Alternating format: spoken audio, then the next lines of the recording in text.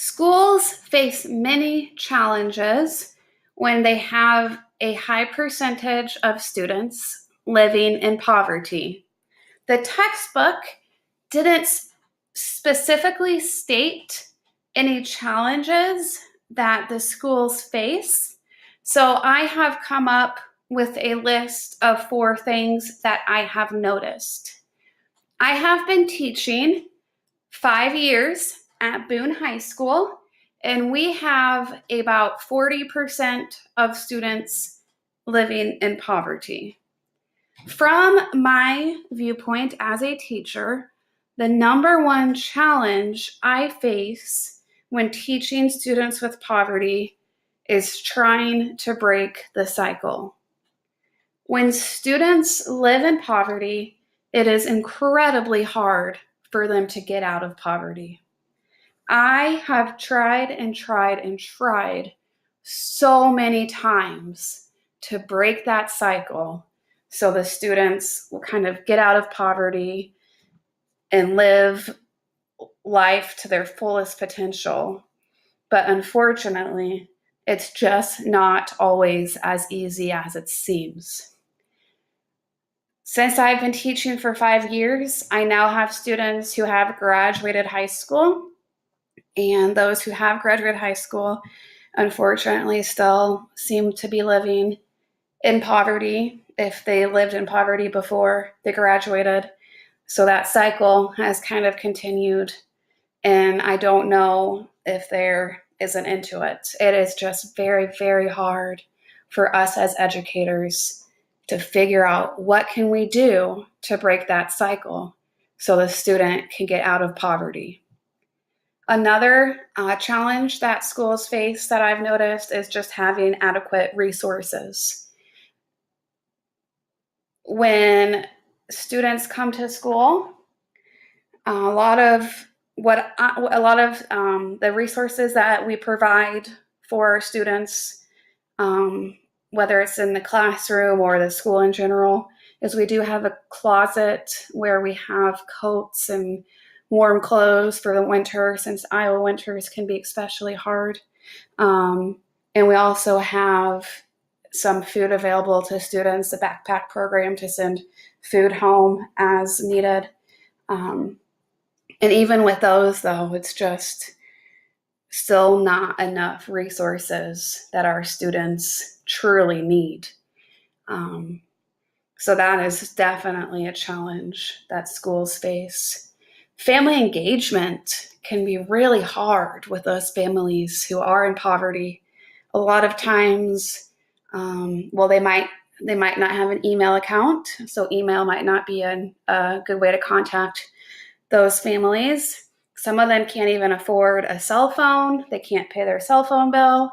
So a lot of times if I call home, I'll get the disconnected phone number since they couldn't pay for their bills. And then mail is sometimes the option on how to communicate with those parents. But personally, I don't think sending home a letter in the mail is as useful or as productive as a phone call home would be. I have also done a few home visits for students and families who live in poverty, and those have been successful. It shows the family how much we do care about them and how we're willing to meet them in their environment, and just a reminder that as teachers, we're here to help their student, and we're willing to do whatever we can to help the student be successful. And then the final thing that I just think is a super big challenge for schools is when you do have students who live in poverty, a lot of them truly are trying to fight for survival. So when they know that when they go home from school, maybe they don't have air conditioning, maybe they don't have a warm bed, maybe they don't have enough food. So as students, they're maybe busy thinking about what will home be like tonight, where they can't focus on school as much. So, helping our students focus on school when they're at school, but yet making sure they still have the means to essentially survive and be okay when they are not at school is something that we as teachers really have to work on a lot. So poverty is obviously not a fun thing. It's very challenging for the students, the families, the schools. It's a rough situation for everybody. So the book did have some insights or suggestions for teachers. The first thing they said was find ways to involve parents. Parents need to know that they are important and wanted regardless of the economic situation that they are in. So we need to involve parents as much as we would, regardless of if they are in poverty or not. We also can recommend community agencies for parents who need additional help.